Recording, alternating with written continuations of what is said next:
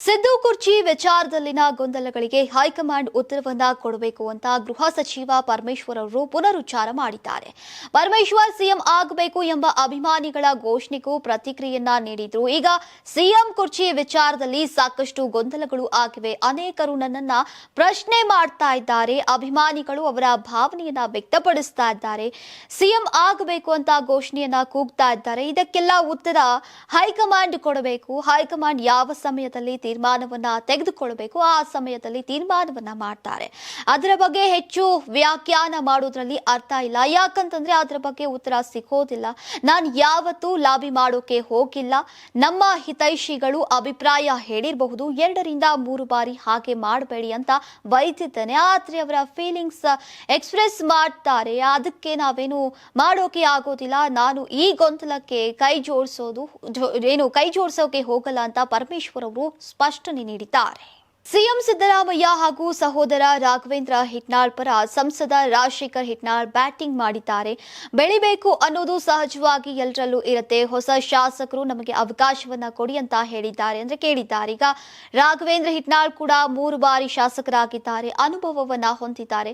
ಅವರು ಕೂಡ ಪ್ರಯತ್ನದಲ್ಲಿದ್ದಾರೆ. ಸಚಿವ ಸ್ಥಾನವನ್ನ ಕೊಟ್ಟರೆ ಒಳ್ಳೆಯ ಆಡಳಿತ ಕೊಡುವಂತಹ ವಿಶ್ವಾಸ ಇದೆ.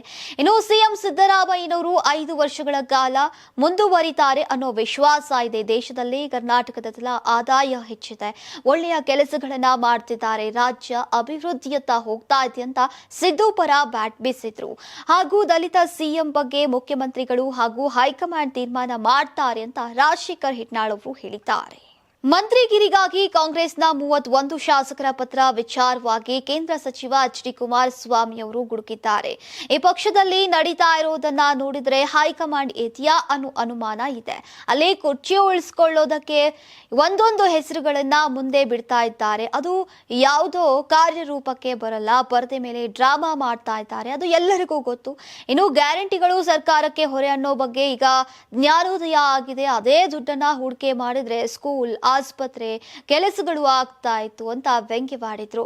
ಇದೇ ವೇಳೆ ಸಿಎಂ ಆಗುವ ವಿಚಾರಕ್ಕೆ ಪ್ರತಿಕ್ರಿಯಿಸಿರುವಂತಹ ಕುಮಾರಸ್ವಾಮಿ ಅವರು ಈಗ ನಾನು ಸಿಎಂ ಆಗುವುದು ಮುಖ್ಯ ಅಲ್ಲ, ಈ ಕೆಟ್ಟ ರೀತಿಯ ಸರ್ಕಾರ ಹೋಗಬೇಕು, ಇದೇ ನನ್ನ ಮೊದಲ ಆದ್ಯತೆ. ಮುಖ್ಯಮಂತ್ರಿ ಆಗುವುದು ಆಮೇಲೆ ಜನರು ಕೂಗಬಹುದು, ಅದಕ್ಕೆ ನಾವು ಹಿಗ್ಗಬೇಕಿಲ್ಲ, ಕೆಲಸವನ್ನ ಮಾಡಬೇಕು, ಫಲಾಫಲ ದೇವರಿಗೆ ಬಿಡಬೇಕು ಅಂತ ಎಚ್.ಡಿ. ಕುಮಾರಸ್ವಾಮಿ ಅವರು ಹೇಳಿದ್ದಾರೆ.